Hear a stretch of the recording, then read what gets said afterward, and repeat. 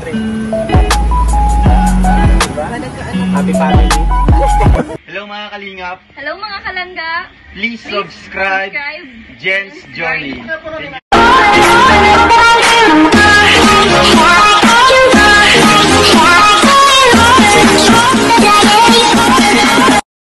Good morning mga kalingap at mga kalangga. Welcome back to my YouTube channel, Jen's Journey. So for today's video, syempre magre-reaction tayo sa vlog ni, ayan, shout out Kalingap Jose.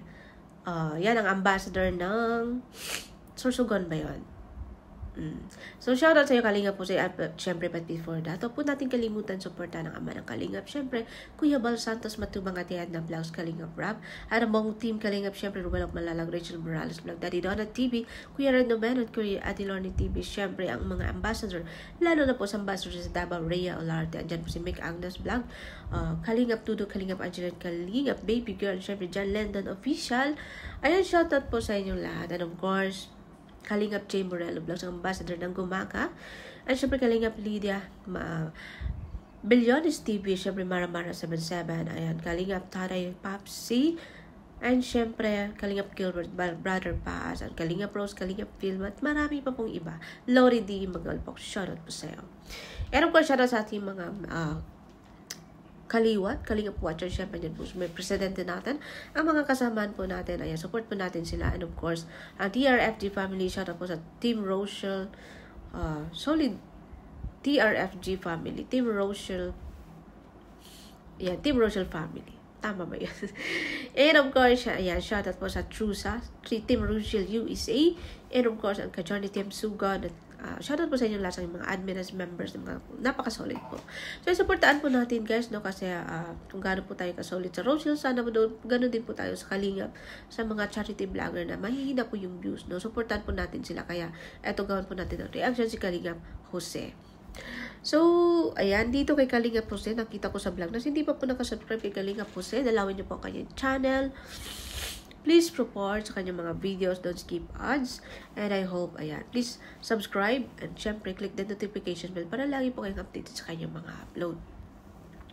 Ayan, shoutout po sa iyo, Kalingap Jose. Jose. So, si Kalingap Jose, guys, napakabola po niyan tao kahit. Ayan, get well, Kalingap Jose. Kahit na-stroke si Kalingap Jose, ayan, tuloy pa rin sa pagtulong. So, eto pong binlag niya na nakita ko is na-stroke din po pala si tatay, no? Nakakaawa po kasi mag-isa na lang po siya, no? Although may pamilya siya, may asawa siya na anak, pero pinabayaan siya, no?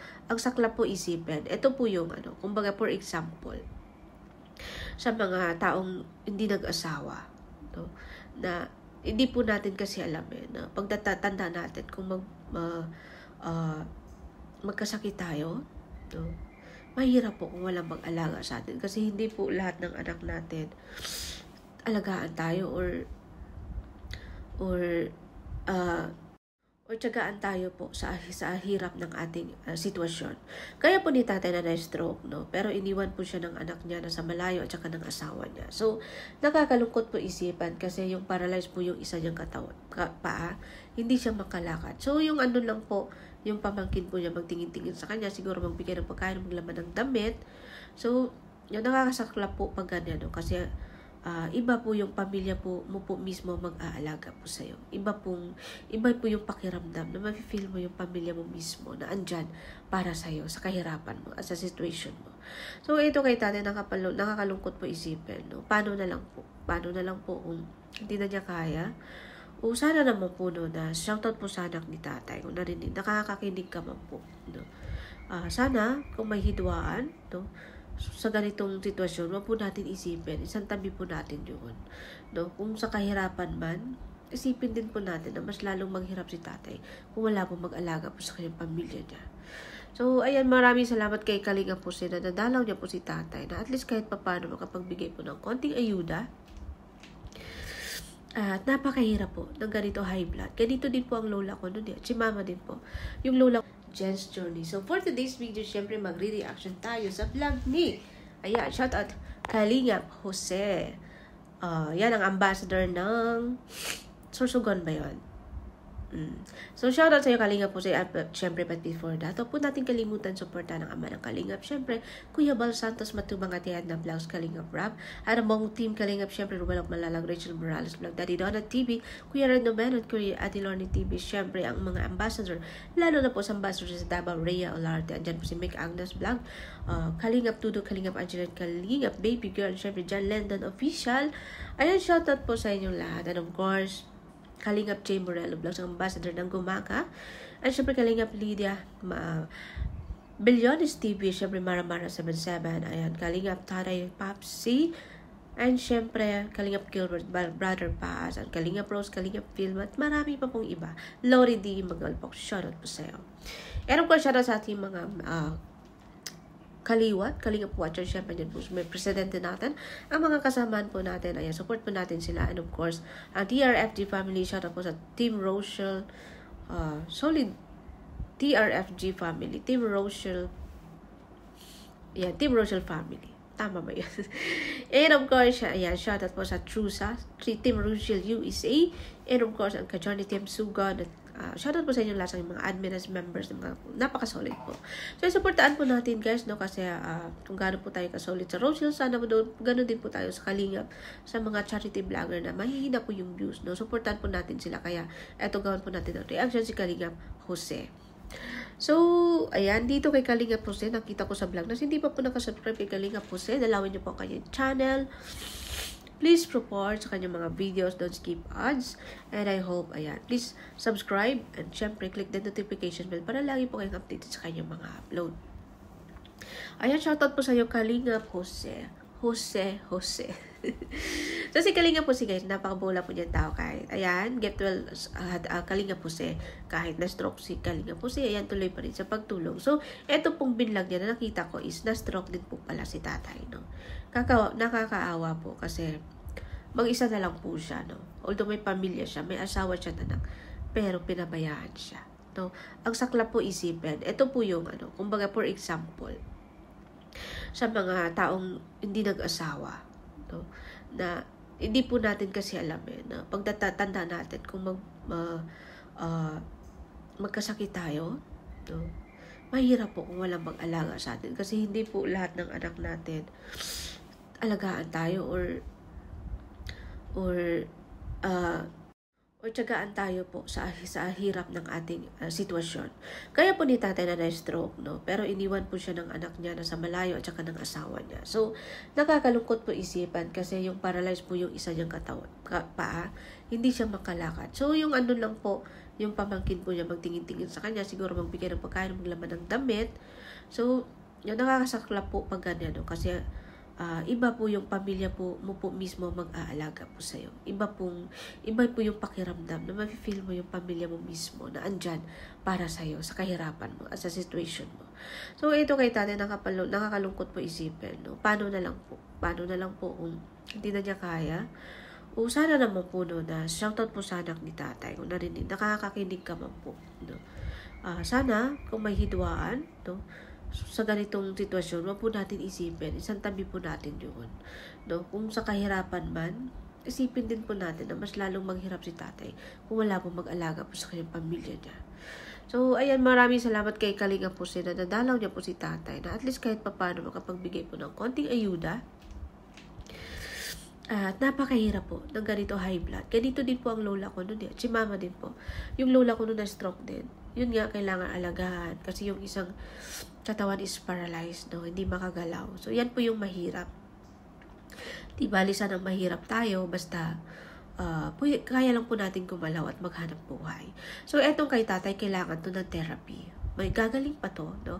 Kasi yung lola ko dati is paralyzed din yung isang katawan. So, lang siya, nag-therapy lang. Her own therapy, hindi nagpapatherapy ng babayan. Kumbaga, sarili po niyang exercise sa bawat araw. Talagang gusto niyang gumaling. Kaya nagsikap siya, nagtiis siyang mag-exercise, no? Para lang gagaling po siya kasi gusto po niyang gumaling. Sana po mabuhay, guys, na wala po tayong sakit, no? Na normal po tayo kahit mahirap. So, ito po kay tatay na nakikita ko is napakalungkot po, no? Napakalungkot. Kaya sabi ko, better na maraming anak siguro, no? Kasi pagkatulad ka niya, isa lang yung anak mo, tapos iniwan ka pa. So, wala ka na pong ibang option. Wala ka na pong ibang option na, wala ka na pong ibang pag-asa na may lilingon pa sa'yo. Kasi umayaw na, kasi isa lang po yung anak mo. Unlike siguro pag marami yung anak, no? Marami yung anak, sabi nga nila, pag marami yung anak, marami kang option. No? Kung ayaw man ng isa, at least may pag-asa ka pa sa iba. No, siguro, pero sa akin, isa lang po yung isa lang po yung anak ko, guys. No, gagawa pa ako. So, sabi ko nga, siguro nga, no, better talaga pag maraming anak. Kasi marami kang option, no. Kumbaga, pag ganun din sa sitwasyon na may alagaan ka na, yung anak mo, kung may iba siyang kapatid, may karamay po siya sa pag-aalaga, no, sa pag-aaruga po sa inyo. Ganun po yung diferensya po. Kaya, yung mga isa lang po yung anak niya, dagdagan nyo pa po para pagdating po ng panahon na kayo naman po ang kailangan ng tulong at pag-aaruga. Andyan po yung mga anak po ninyo. Pero sa akin, hindi ko alam kung madagdagan ko pa. No? Naghahanap pa tayo. Charot, hindi. Joke lang. Hindi naman, no? Hindi ko naman sinasara ito yung ko na ayoko na magkaanak ulit. Pero yun nga, andito tayo. Pinapriority natin yung pamumuhay natin, no? Kung paano natin masusuportahan yung anak natin. Kaya siguro sa ngayon, wala pa pong time. Kailangan po yan ng time, guys. Wala pa pong time sa ganyang bagay, no? Mas priority ko pa muna ngayon ang maghanap buhay para po sa anak ko. So, kasi hirap po pag nasa Pinas po tayo. No? Talagang mahirap. Kahit man may trabaho ka pa doon, pero mahirap pa rin, lalo na single mom ako, no? Okay lang siguro sa Pinas ka kung may katuwang ka sa buhay. Nakakamiss po, guys. Nakakamiss po yung may katuwang ka sa lahat. Lalo na pag may problema, may katuwang ka sa buhay, may mapagsabihan ka, may tutulong po sa'yo, no? So, yun lang po yan. Maraming salamat kay Kalinga po sa nandalaw po si tatay. Hope mabalikan mo po si tatay at sabihin mo po sa kanya na pwede niya po yung i-therapy po yung sarili po niya sa makaya lang po ng katawan po niya. Although nakakagalaw mo po yung kamay, pero yung paa hindi. Pero kaya po yun, manalig lang po sa may taas. Wala pong imposible pag tayo po ay manalig sa Diyos. So, ayan po tatay, ayan, ingat ka po dyan palagi. Sana po bumalik yung mga anak mo para may katuwang ka po dyan at mag-aalaga sa'yo. And of course, just keep going. Ayan, mag-ampo at magdasal lang po palagi, no? And syempre kay Kalinga po maraming salamat. Hindi pa po nakasubscribe kay Kalinga po dalawin niyo po ang kanyang channel. And syempre sa akin, hindi pa po nakasubscribe, please subscribe, follow my journey, like, comment, and share sa mga vlog ko. And syempre, click the notification bell para lagi po kayong updated sa aking mga upload. And of course, ayan, don't skip ads po, guys, para marami po tayong matulungan pag someday po, no? Marami pa po tayong matulungan. Makatuling din tayo, kagaya po nila. And syempre, hanggang dito na lang po. Have a great day, everyone. And keep safe. God bless always. Ayan, bye-bye po. Thank you.